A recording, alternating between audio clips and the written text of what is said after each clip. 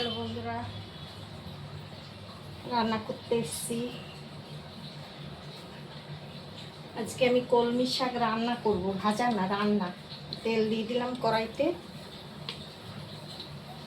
খেতে এত ভালো হয় কলমি শাকটা, তোমরা রান্না করে একবার খেয়ে দেখবে এইভাবে। আমি খেয়েছি, তাই জন্য আমি বারবার আবারও রান্না করছি, মানে এতটাই ভালো হয় খেতে।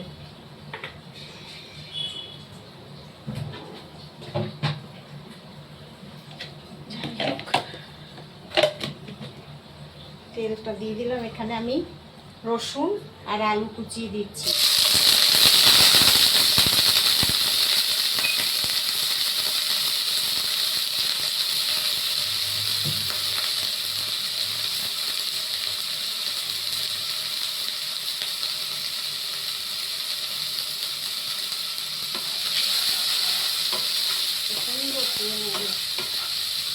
আলু আর রসুন কুচিটা একটু ভেজে নেব। আমি এখানে চিংড়ি মাছ দেবো। চিংড়ি মাছ দিয়ে ঝোলটাকে বানাবো। ঝোল না, মাখা মাখা করবো আর কি।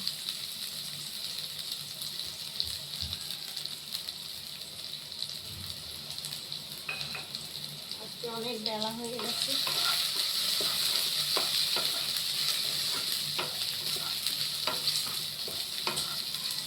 শাকে তেল একদম অল্প লাগে, বেশি তেল দেওয়া যাবে না। এটা যেহেতু মাখা মাখা রান্না করব, অল্প তেলে করব। ভাজা করলে একটু বেশি তেল লাগে।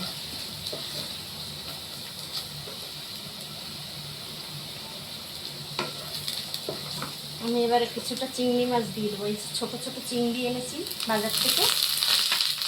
এই চিংড়িগুলো খেতে খুব টেস্ট।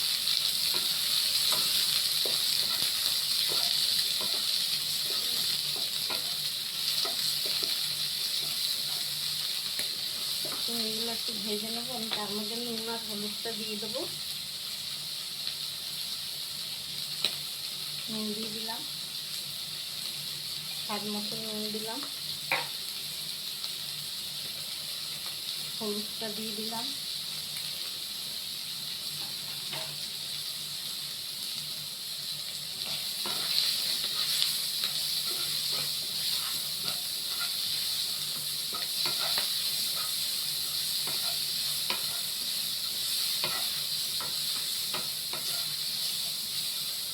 আমি এবারে এই যে শাক কেটে ধুয়ে টুয়ে সব রেখেছি, শাকটা দিয়ে দিলাম।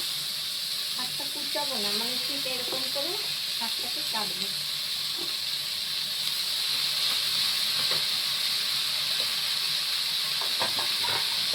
এখানে 2 বান্ডিল কলমি শাক আছে।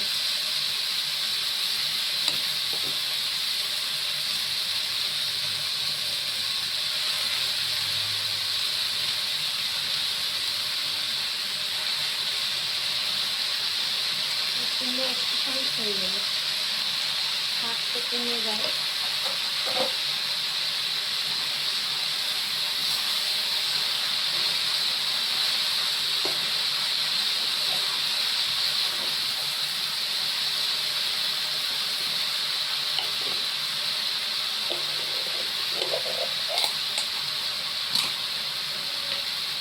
আর আমি 1 চামচ কাঁচা লঙ্কা বাটা দিয়ে দিচ্ছি।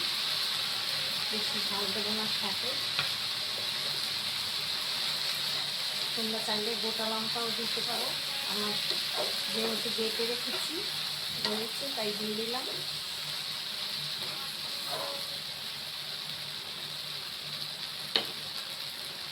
এবার আমি একটু জল দিয়ে দেবো শাকে।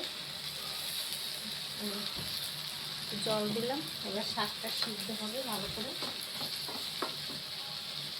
ঢেকে দেবো। একটু সিদ্ধ হোক শাকটা।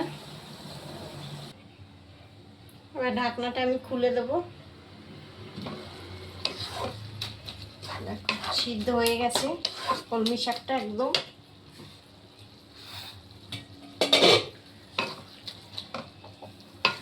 এবার একটু নেড়ে চেড়ে ভালো করে নামিয়ে দেবো। এবারে ভালো করে একটু মানে মিশিয়ে দিয়ে ভালো করে তারপরে নামিয়ে দেবো।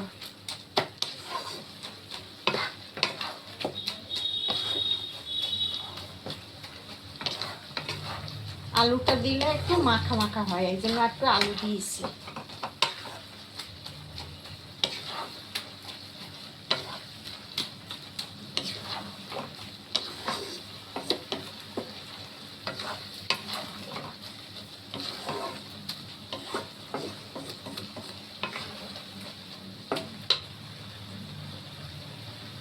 তরকারিটা নামিয়ে গ্যাসটা অফ করে দিই।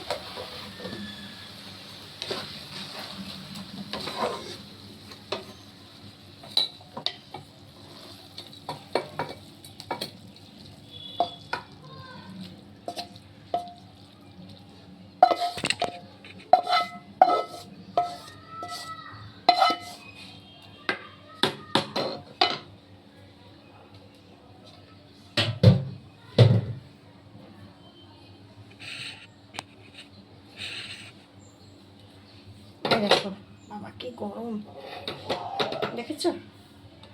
এরকম হবে রান্নার পরে, এরকম মাখা মাখা হবে, খেতে দারুণ লাগে। তোমরা একবার খেয়ে দেখো বানিয়ে এরকমভাবে, আমি যেমনভাবে করেছি। খুব ভালো লাগবে। ভিডিওটা ভালো লাগলে শেয়ার করো, লাইক করো, সাবস্ক্রাইব করো।